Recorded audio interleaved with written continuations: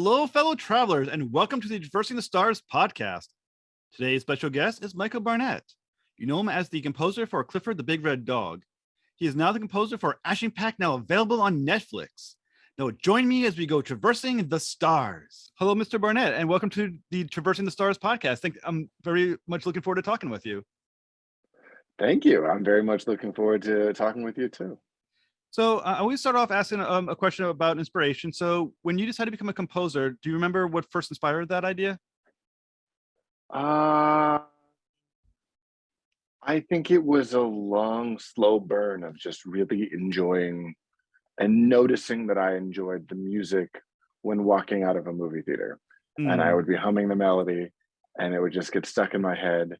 And there were a few choice composers who would stick in my head more than others, but that sort of incessant kind of understanding that I loved this sort of thing at a young age is what led me to be a film composer.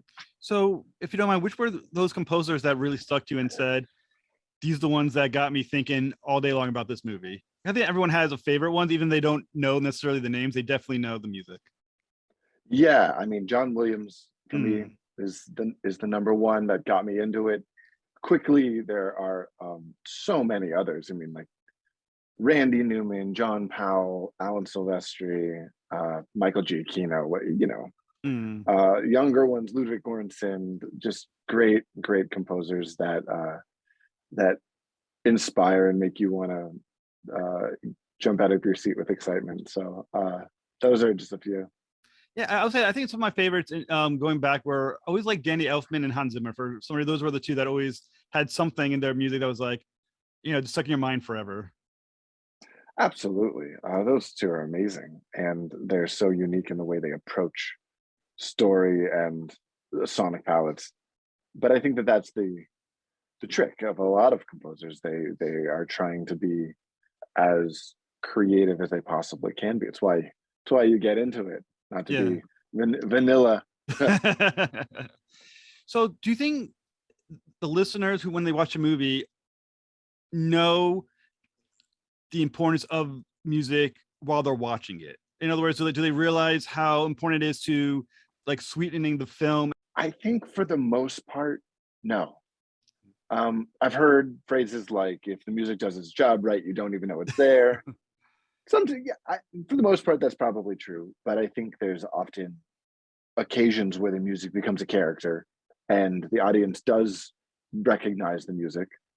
But I don't think the vast majority of audience members are aware of the huge ability music has to manipulate emotions and kind of tell you what to feel. I mean, you can be watching a comedy and the music's like dark and spooky and you're like, oh, the bad guy's on screen. Like, you kind of just know. The music will indicate and so many other applications. But I think that it's quite elusive. And in fact, my wife is always saying, oh, I notice music so much more now that I've married you and I'm thinking about it. It's like, yeah, there's a lot going on there. Someone's been thinking about it. I totally agree with your wife. I mean, since I've started doing interviews and I've been able to talk to some composers and I really sat and listened to the music of certain pieces, you start thinking about it and it stands out way more than it ever did before. You think to yourself, oh my God, this really is as much a character as the characters on screen. Yeah. Oh man. And sometimes when the music's not great, not in a way that's bad enough for you to notice, but you're like, I'm not sure what it is. And then it clicks and you're like, oh, it's the music. Yeah. Maybe they should have muted that one. Oh, I mean, yeah, there was definitely some music that definitely grabbed your attention. Like the opening to the original Superman movie. I just always remember that as being, that moment. But then there's other times where, even though I love Hans Zimmer a lot, sometimes I don't remember the music while it's happening until I go back and listen to the album. I'm like, oh shit, that really was beautiful. But I didn't even feel it necessarily because it was so in sync with it when it happened. Yeah, I think he in particular has got an ability to, I mean, paint with an ambient brush where you're not latching on to a melody or like a leitmotif, some sort of theme. The theme is a vibe. The theme is a feeling, and he's a master at making very, very small changes to like a 5-minute suite, but you're still engaged and interested the entire time. Mm. It's very difficult to do, whereas it's minimalistic, but and yet quite vast and creative at the same time. Well, what I found fascinating about you is that you attended, I might pronounce it wrong, it wouldn't be the first, Idlewild Arts Academy. Am I pronouncing that correctly? I am. Yeah. And you majored in both jazz and classical piano. So as a composer and where you are now, how is jazz and classical piano incorporated into you musically and what you're doing now? I think that a lot of composers come from a jazz background. I mean, there's a fair amount that don't, that come from classical or rock or just jive into film composing. But there is something inherently just, we're going to throw paint at the wall and see what sticks in a very improvisatory way, which jazz is very much like. We're going to just throw stuff together and see if we like it and keep running with that process. So I think that the jazz aspect helps me to just dive in and not worry about the consequences. And the classical aspect allows me to have a foundation of orchestra and writing for specific groups and painting with like more traditional brushes, and then taking those traditional ideas and putting them to crazy out there things as well. So I think the two kind of work hand in hand nicely. So after you finished with Idlewild, you attended is it Berklee College of Music? Yeah. And with a degree in film scoring and piano voice performance. So what is it that you learn about film scoring while you attended the school? Is it film scoring, would you say, more of a science or an art? Oh gosh. Well, it's a business. I think the school of music is fantastic at getting kids to understand where the starting line is for being a composer. I don't think you're going to graduate from that school and be ready to compose for huge feature films. Obviously, some can, but it really helped me to be a solid assistant and be able to run with the big dog, so to speak, and help maintain their gear and their workflow, and then learn the process through that sort of you know, learning ability. Like a workshop, except you're getting paid to do it. Not a lot, but you get paid to do it. Boot camp, if you will. And as far as composing being an art or a science, I mean, art is what we use when we can't express things through words. And I think that music is a language that everyone can understand. So I think it's a nice melding of the two, really, where you can use what your knowledge of theory and hard fast rules, and yet flip them on their head to create these just amazingly rich emotions. So there's some sort of intersection between the two. I mean, you had such an amazing background in music. Like I said, you not only, like I said, you had the background in classical piano and jazz and film scoring, but then also you were, once again, assistant composer on projects like American Horror Story, which was such a great series, Rizzoli and Isles, under the primary composer, I guess, was James Levine or Levine. Levine. Okay, well, 50-50. I got it right the second time. So what did Levine teach you about composition that you learned as an assistant composer that may have not have been available to you as a student? Yeah, Jimmy was an amazing composer. I mean, he is an amazing composer. He still works a ton. I think what I am glad I took away with the most when we were working on American Horror Story, every season is a new pilot. Pilots are quite difficult because you're creating the sound, the world of the series. Often you do that once, and then you've got, if you're lucky, 7 seasons, or however many, 2, 3, 4. But with American Horror Story, we had to create it every year, and the ability to kind of dig deep and create these worlds, which on the one hand is very difficult, it taught me, on the other hand, I love doing that. I love the world creation. And I think that sort of concept was what attracted me so much to animation, because in animation you're often given the reins to just go crazy, like create something new every episode, because they go to a different land or because something crazy new happens. And it's one of the last bastions where you really get to dive into full orchestra, fresh out of, being pretty green. You get to do full orchestra with big giant blockbuster movies often, but with TV it's not always the case. And I really gravitated towards that. So it's funny because American Horror Story sometimes is the most sadistic version of music you can create. How can you write for Mickey Mouse? Well, the ideas are still the same. You're still creating the world and creating vocabulary that you build on for each series. So I think I took that away, and I'm very grateful for those lessons. So when you're starting to do composition for a new series, okay, are you starting with creating the theme of the series and then moving into the rest of the story, or do you focus on particular characters and then build a theme? Is there a set rule on how to best approach creation of for a new show? I think it varies from project to project. With Action Pack specifically, they had requested the main title theme written along with a little 3-minute test for the music underscore.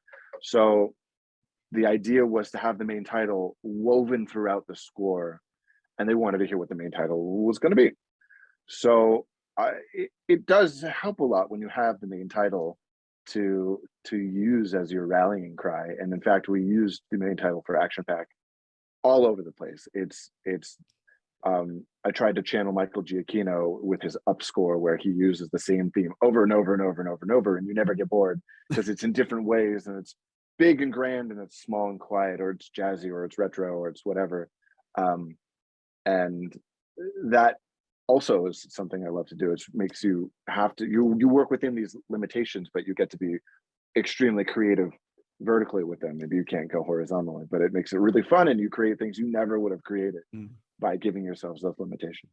So I mean, and I think it's interesting that you did go from something like American Horror Story to series like Clifford the Big Red Dog. You did Chip and Dale's Nutty Tales. I mean, these are such extremes of music. I mean, you went from, they said, these very serious. Rizzoli and Isles is like a crime show. You got American Horror Story and all that's going on. I mean, at its heart, is it really the same approach to doing children television versus these very adult, very dark stories? I think the essence is the same. I think, storytelling is storytelling is storytelling. There's messages you're trying to convey, and they absolutely need a similar creative thought process. Obviously, there are techniques you use in American Horror Story that I would never use in Chip and Dale's Nutty Tales, or and even when we were doing horror episodes for Halloween or something, they were like, "Now we know you worked on American Horror Story, and we don't want you to go full American Horror Story." I'm like, okay, I'll dial it back, because there's certainly things you can do that are just crazy, scary, and uncomfortable that you don't want little children to have to go through. You throw in there just like warp a kid by accident. Oh, I made that one a little too strong. Yeah, exactly. Well, one thing that was kind of interesting, because eventually we're gonna soon we're gonna go into Action Pack and talk about a little more about the show into detail.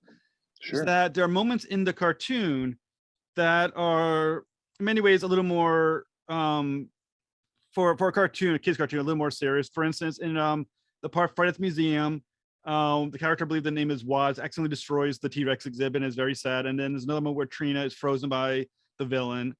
And obviously you can tell that the music gets a little more serious because once again, it's very fun, a lot of upbeat music.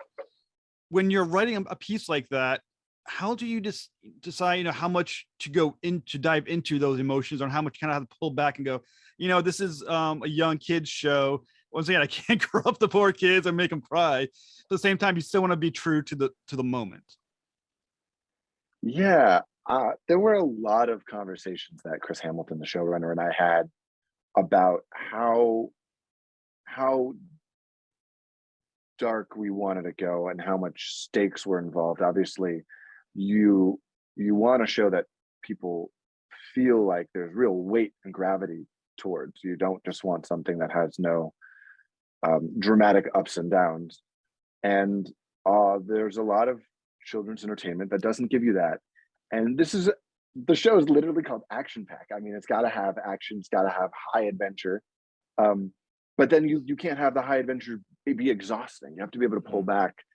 So we had exhaustive conversations about specifically, that Frozen moment. Like, how dark do we want to go? This is the first time we've ever seen this happen. Do we want it to be like, oh my God, she's stuck forever? Obviously there needs to be some hope there, but we wanted it to really sink in that some serious stuff could happen, and through working together, you can kind of persevere through anything. So that was the narrative we were really trying to push, musically and story writing wise, and everything kind of pointed to that guiding light. Because and I agree with completely. I mean, without that kind of action, you do need to have the danger. Because once again, the adventure is only exciting when there's a potential for danger. I would think, and it was any story. And that like I said, that moment where Trina is frozen solid is like I said, is definitely the danger. This could happen, and I guess there's a moment. I mean, as an adult, you're not gonna kill off a kid in a kid's cartoon, like this not gonna happen. But I can just imagine, 5, 6, 7 years old who hasn't been savvy enough with watching enough TV shows and series to know how this would work out.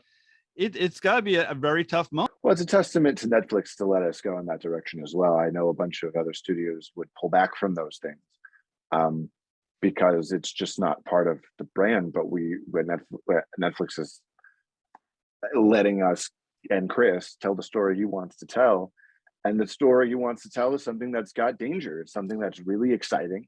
And the exciting moments are super exciting. And then the scary moments, they really go through some transformations. And they sit with some uncomfortable emotions, and it allows kids to see, oh, those characters are working through similar issues that I'm working through, which is something that we all wanted to see on the screen. So musically, I really didn't have to do much. I got to just support those ideas, How do you get yourself mentally in like this kind of upbeat fun thing when you also have this obviously this darker side of you that's scary as crap?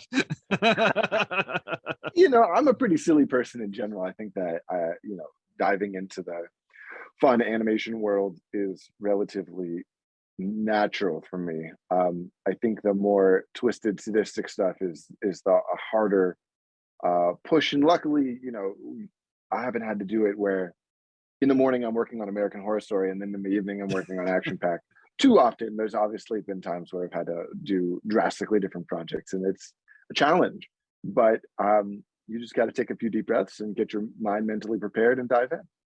When you're not in the mood to be that kind of upbeat of a writer, are you still able to fake it, I guess, when you're ready to write? I love this question because I found that nothing motivates me like a deadline. If they gave me 4 weeks to write an episode, I would take 4 weeks to write an episode. They gave me 4 days to write an episode, I would take 4 days to write an episode. So I honestly, it's really about that timeline process and where we are in the series and what needs to get done.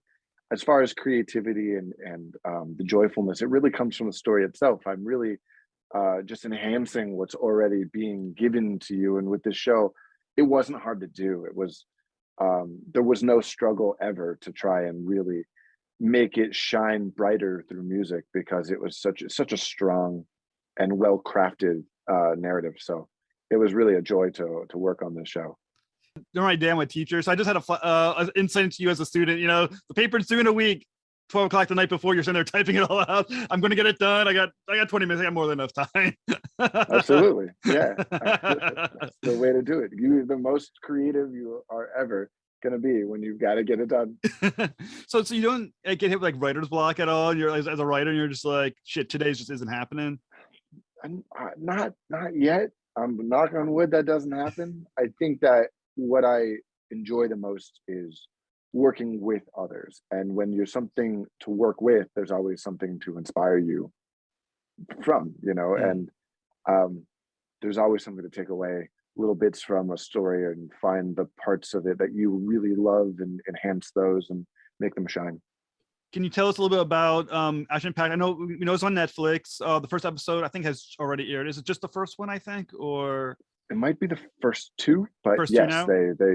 they've dropped. It's a Action Pack is a preschool superhero adventure show, and it's mainly surrounding these four kids: Watts, Trina, Clay, and Ren, and they all have specific superpowers, and they are kind and caring, and they're all about doing good in their neighborhood, but they also often realize that working together is the best way to achieve their mission.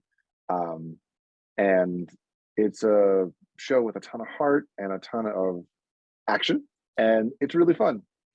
Like I said, I had the pleasure of watching the first episode, and like I said, it's a cute little show. I mean, I enjoyed it.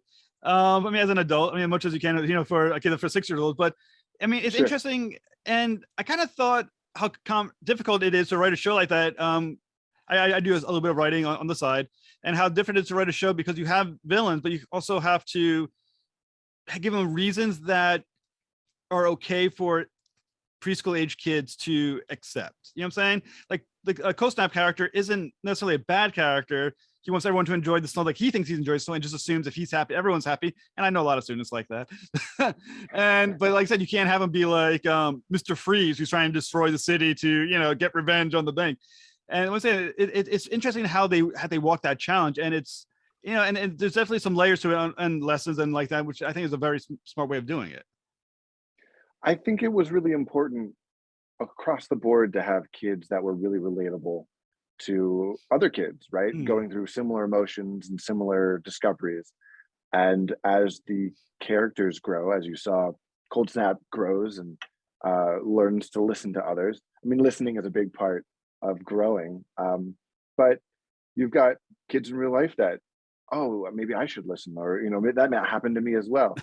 Um, and there's kind of these life lessons that are peppered throughout the whole series that make it really engaging and entertaining for kids going through that development process. And I must admit, as I teach high school, and a lot of those kids still need to learn those same lessons. Sure, sure. And it makes it fun. You know, it's in a superhero narrative. So there's all these epic adventures that they get to do. But at the end of the day, they're people who just want to do good by their friends. Mm.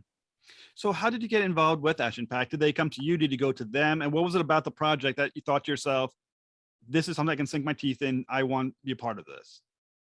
So I've known Chris Hamilton for a while. Chris Lennox is a very, very successful, talented film composer. Chris Hamilton and I worked together in, oh gosh, 5 years ago on a short series that he did for Disney Junior.